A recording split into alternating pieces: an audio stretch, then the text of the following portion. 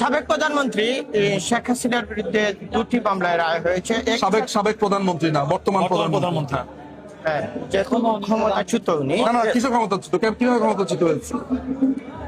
ক্ষমতাচ্যুত হয়েছে?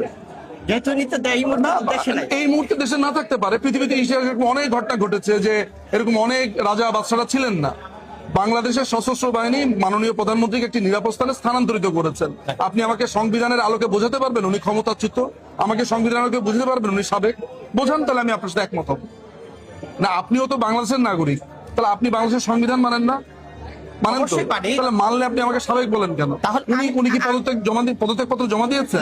এখন আপনাকে যদি ক্যাপচার করে একটা জায়গাতে অ্যাবডাক্ট করে রাখে, ধরা যাক যে আপনি এই হলের মালিক, আপনাকে আমি অপহরণ করে 10 দিন কোথাও রাখলাম, তাহলে কি যে লোকটা অপহরণ করেছে সে মালিক হয়ে যাবে?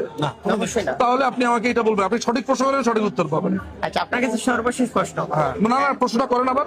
না, আমি এটাই জানতে চাচ্ছি যে যেহেতু বাংলাদেশের মাননীয় প্রধানমন্ত্রী, হ্যাঁ, আপনি নিজে দেখেছেন যে সবাই একদম বাংলাদেশের শেষ মিডিয়া থেকে সবাই লিখছে ক্ষমতাচ্যুত ক্ষমতাচ্যুত। এখানে যতগুলো লোক আছে তারা যদি বলে সূর্য পশ্চিম দিকে ওঠে, তাহলে সূর্য পশ্চিম দিকে উঠবে? সেটা আইন। আমি তো একজন আইনজীবী না, আমি তো আইনের বাইরে